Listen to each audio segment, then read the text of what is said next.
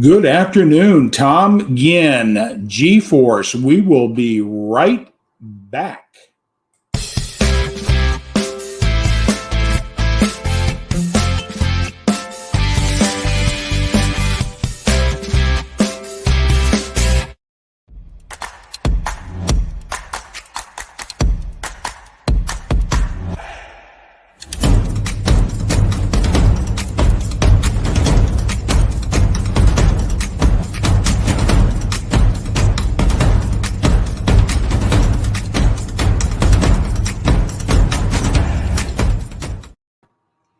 Hey, good afternoon, Friday. G-Force is for gratitude. What are you grateful for today? It's always the question asked. What are you grateful for today? Because this moment is the most important moment you have in your life, and how we deal with it determines what happens, everything moving forward in our life. So today, I'm going to deviate just a little bit. I'm going to still get back into Rex Sikes' book here, chapter 3, and just one particular part of this book in chapter 3.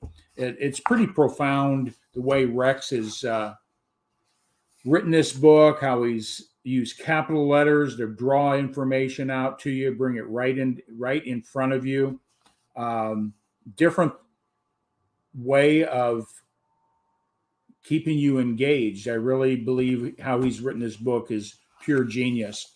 I encourage everybody to get this book.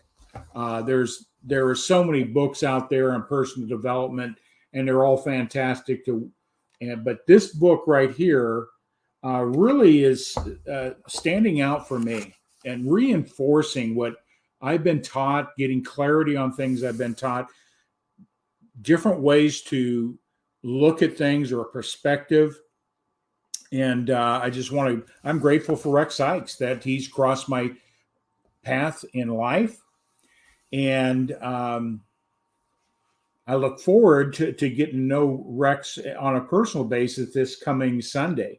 We are going to meet here in my community in Oconomowoc. We're going to one of our favorite food trucks out there. It's a burrito shack, and they do a fabulous burrito. And we're going to get some burritos. He's bringing his two girls, his dogs down. We're going to go sit by the lake, have some conversation, get to know Rex. And I'm going to be a sponge to this man. And he's phenomenal. I love the way he communicates. And so I'm looking forward to that opportunity. I'm grateful beyond measure to get to know Rex on a personal basis. Just tag and share this information out. Just tag and share. We'll be talking a little bit life on your own terms. We'll be delving a little bit more into chapter 3. But I really just like to bring attention to what is your why? What are you grateful for today? Or are you just taking today for granted? Do you have a routine? Do you have a process that you start the day off with gratitude?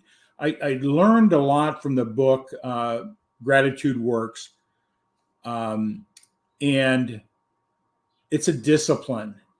It's not just something we just casually think about. If we can really get to a state of gratitude, it changes everything in our life.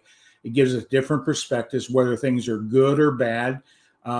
Because you can only hold one thought at a time. Gratitude is a positive. So go to a place of gratitude. And I believe one of the things that you can do is sort of maybe go back today. We got a weekend coming up here called Father's Day. And I just want to wish everybody out there a happy Father's Day weekend. And take some time to reflect. What are you grateful for? Now, everybody's going to have different relationships with father. Some may not even know their father. I'll share what I'm grateful for in my father relationship here in a second. But what are you grateful for about your father? What's that one thing that you can lean into. So when things get tough, you can just lean into that thought. And so let's celebrate Father's Day. It's a very special day. So, Father's Day, I'm just going to bring something up here on my screen, is a holiday honoring fatherhood and parenthood, as well as the influence of fathers in our society. In Catholic countries, Europe, and these are major holidays. It was originally established on March 19th as Saint Joseph's Days since the Middle Ages. In the United States, Father's Day was founded by Sonora Smart Dodd and celebrated on the third Sunday of June, the first time in 1910. The day is held on various dates across the world, and in different regions maintain their own tradition honoring fatherhood. So that's a little history there about Father's Day. I believe it's, we really get excited about Mother's Day, and fathers sort of take the back seat when it comes to Father's Day. But I believe we should have reverence for that as well. So happy Father's Day. What is the one thing about your father that you're grateful for? What is the one thing? What is the one thing? With fathers, I was brought up, my mother had 4 children before she was even 20 years old. And I never knew my blood father, but I'm grateful. I don't have resentment that the fact that he wasn't involved in our family's life. I knew where he lived. My brother was raised by my father and my grandfather. There's a big story behind that, but that's not important here. So I don't hold any grudges. I'm still grateful that I'm here. It's because of him and my mother's relationship that I'm here. I don't hold grudges or frustrations or anger or anything like that. I'm grateful that these 2 cells came together from my mother and my father. And I'm grateful for the genes that he has provided, because I'm grateful for all of who I am in the physical body. He didn't have any influence in me and how I think or my values or my purposes in life. But I do honor the fact that he is my biological father. And I'm grateful for who I am in the physical body. I'm blessed to have those genes passed on to me, his intellect and all those things. So be grateful whether you have a father that's physically in your life or not. There is something to be grateful for. Don't harbor anger and resentment and hurt and all those things. There's something positive in each one of those. And then I was brought up by a stepfather. I'm so grateful for him in many ways. Like any relationships, there was good and bad and everything else, but I'm so grateful for what my stepfather taught me. Hard work, show up early, do more than you're getting paid for, or do more. He taught me a lot about life. He was a veteran. He grew up in the Depression era, and he was a veteran in the Second World War. He shared those things. He was at Purple Heart. What they had to go through just gave me a lot of admiration for that. But he taught me a lot of other things about life that are so critical. Put me to work young in mowing the lawns and doing chores and showing me how to do things. He was a mechanic, so he showed me how to do things with the cars. He loved woodwork, and he built a boat. And so He was a great teacher on how to do things in life, how to be self-sufficient. And I'm so grateful for that. So what are you grateful for? What's the one thing? I rattle off a bunch of things I'm grateful for. I'm just grateful he came in my life and taught me all about elements of life and how to deal with the world in a realistic way. Prepared me for the world. Prepared me for the world. And so I'm grateful for that. So what are you grateful for today? What's the one thing that you're grateful for from your father or your dad or another male that you can lean into? And what are you grateful for? Be like a father figure. What's the one thing that you can be grateful for? So we got a great weekend coming up. Don't discount. Have a great, safe weekend. But take some time to reflect. What are you grateful for Father's Day? Your dad or that person that was a father figure for you.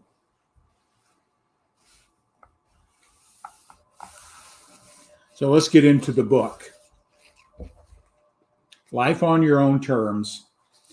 And this chapter 3, it goes in pretty deep. It really setting up a foundation of off the title here. There's no such thing as self-sabotage. And the other day I went through a number of points, but today I'm just going to cover just this area right here. We can have a whole lesson, a whole self-study course just on what you hold in your mind, you can hold in your hand. And we don't, many times we don't recognize how powerful our thinking is. Most people don't. They have no idea what's really controlling the behaviors and the habits that create the results in our life. Who's in control would be my question. Are you in control of recognizing your thoughts? And if you can recognize your thoughts, you're in control. You can make change. How did you learn what is learned? Let's ask that again. How did you learn what is learned? Everything that we have learned is through repetition. Everything that we want to unlearn and relearn has to be done with repetition as well. Repetition builds the habits, and the habits create the actions that create the results that we do in life, whether they be good or bad. And like Rex was saying, that many times we think we're self-sabotaging. No, we should be learning and build on those things and grow from those things. Our thinking is here to serve us. The issue for most people is they let their brains run on without ever taking charge of it. Autopilot. Autopilot. When we're in autopilot, you're not really in control. We become passengers of our brains.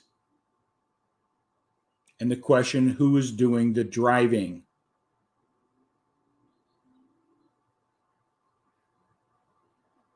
If you're not doing the driving, you're sitting in the back seat. And you'll go wherever the driver takes you. You're out of control. You have no control. You want to get in the front seat, in the driver's side, and take control. Your first thoughts will dictate which direction you're going. Your bus is going, your vehicle that you're in is going. What is your first thought? Some of these things are things that I'm adding in from things I've learned from Glenn Morshower and Bob Proctor and other people, but I'm just expounding a little bit on Rex's book here and in this one particular part of this chapter. What you hold in your mind, you can hold in your hand. We've heard that many times, and many times people think, oh, that's just woo-woo or fantasy or whatever the case. I guarantee you, it's reality. Because what you're holding in your mind right now, you're already holding in your hand. Look around your environment.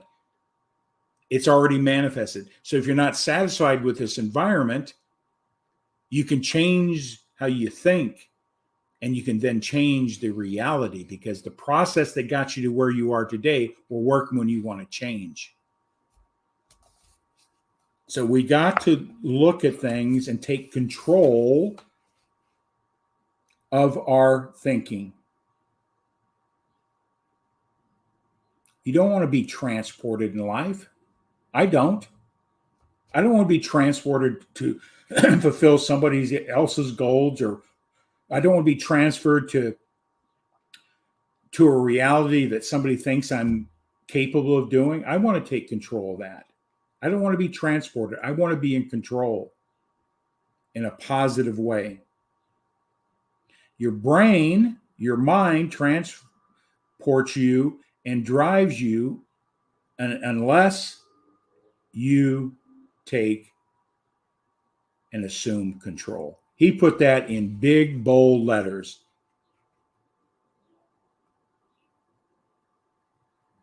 And it's doing this because it's your friends, that he says. That's an interesting comment. It does what it learned to do reliably, to trip. So the trip is comfortable and familiar. People will continue doing the same things over and over again because it's comfortable, it's familiar, the subconscious is dictating it. Even though the outcomes of that behavior, those habits, aren't satisfying, they're not fulfilling, they're negative.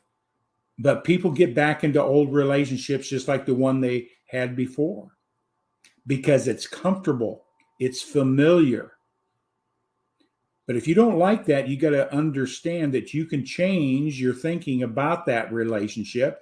Find that definition of a relationship that you vision as positive, and start reprogramming things. And guess what you have? You could then end up having a better relationship, holding it in your own hand. You're in control. You know, our minds are like a GPS. It's programmed. It will take you to the destination that's already been programmed. You've been programmed already. The results you have today are the accumulation of all your thoughts, your habits, your beliefs. And if we don't like where we're at in any area of our life, you can reprogram your GPS, because the GPS will keep you bringing you back to the same destination. No matter where. If you're in New York and you says, let's go home, it's going to take you from New York to home. It's going to get you there. It's going to get you to the same place. You're in Los Angeles, take me home. It's going a different route, but you end up in the same destination. If you're not happy with your destination, you got to change the program. You got to change the roadmap. You got to change everything.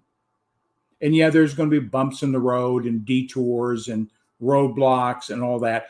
But the programming will always get you to the final destination. It will find the right route to get you there. Sometimes it gets you there quicker. Sometimes there's delays. But the GPS will always get you to the programmed destination.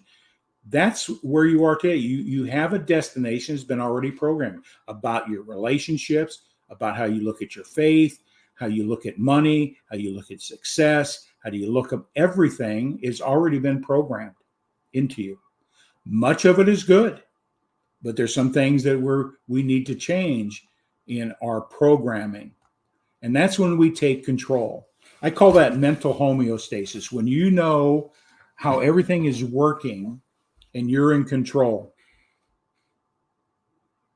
See, the reason we don't make changes, whether the outcomes we're getting in life, is the subconscious doesn't know good or bad. It just knows what you've given it. And it doesn't want to scare you. A change is scary.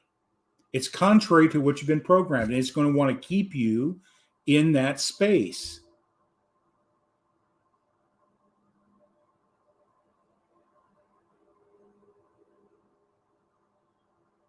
It doesn't want to rock your world. And it serves you the best it knows how. And that sort of leads back to Father's Day in a way. I just sort of deviate off of this, is that our parents, our fathers, our mothers, they did the best they knew how. Your mind is the same thing. It's going to serve you the best it knows how it's been programmed. It wants to keep everything the same, consistent.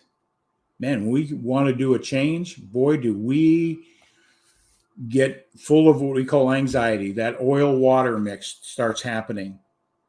It doesn't like it. And it's controlling you until you understand how you can change your mind, change your thinking, and you can, in fact, manifest a new reality in your own hand. Relationships, money, career paths, faith, everything is controlled at the subconscious mind. What has been fed to you at the subconscious is giving you your meal today. You want a different meal, you got to create a new recipe, find a new cook, a new way of preparing the meal.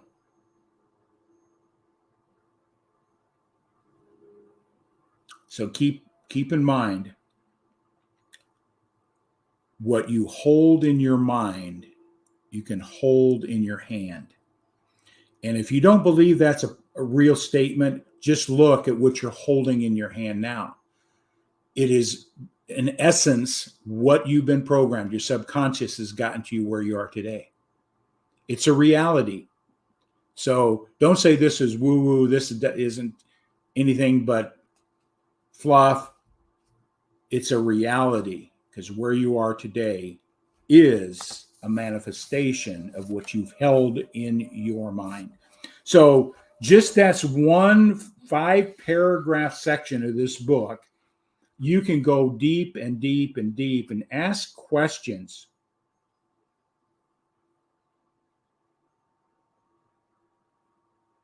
I think questions are probably one of the most powerful things we can do to initiate change.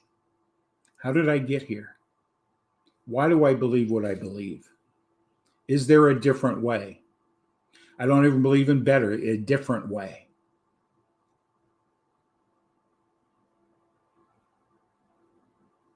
Recognize first thoughts.